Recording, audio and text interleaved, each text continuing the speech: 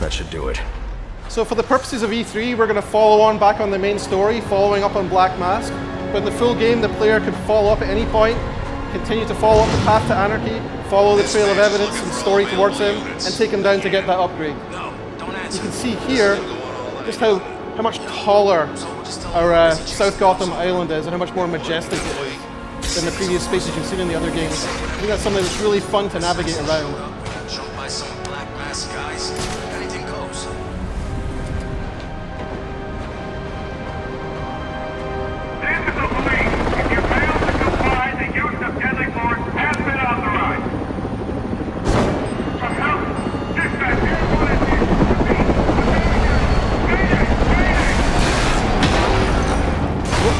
What we're going to demo now is the new detective gameplay, the case file gameplay in Arkham Origins.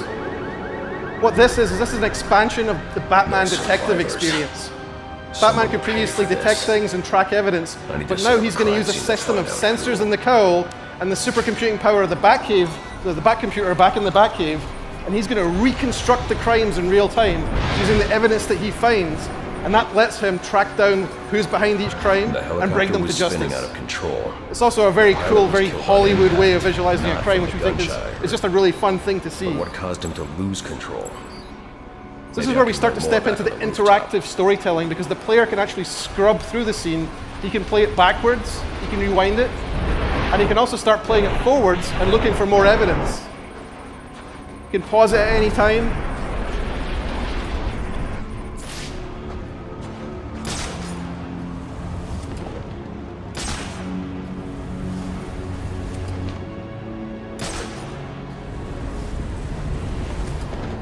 I can analyze the first point of impact from here.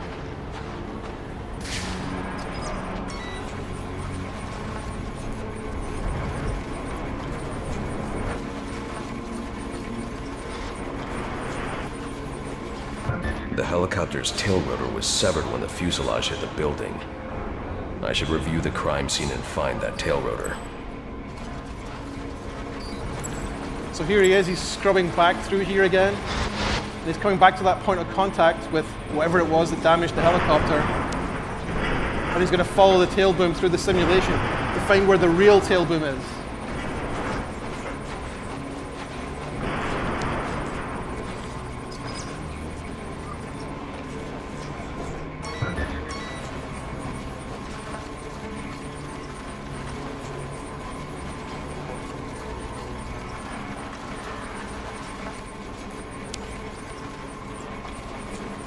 The helicopter crashed when a high-powered round shattered the tail rotor.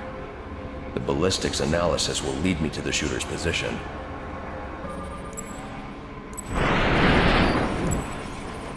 So here he is, he's going to rewind the whole helicopter back together. Now he's found the different pieces of it. And he's going to find out where that bullet came from, the bullet that shattered the tail of the helicopter.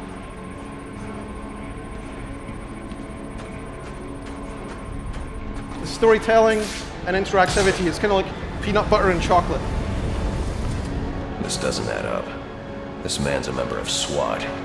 So why'd he fire on a police helicopter?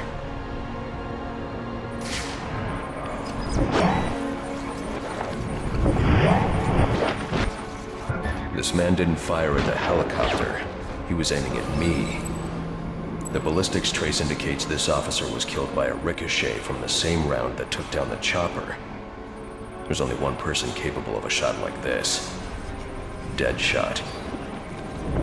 The trajectory analysis will lead me to Deadshot's firing position, but that'll have to wait. I need to get to the Gotham Royal and find Black Mask.